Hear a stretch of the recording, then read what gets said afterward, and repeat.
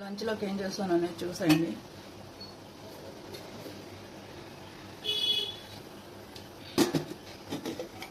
Rice,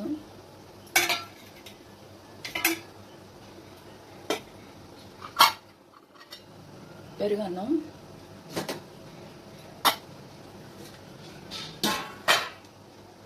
chicken, కోడిగుడ్డు, వంకాయ curry.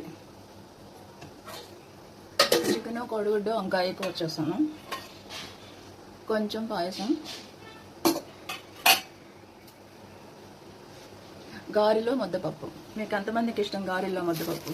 Comment బాక్స్లో కలపండి.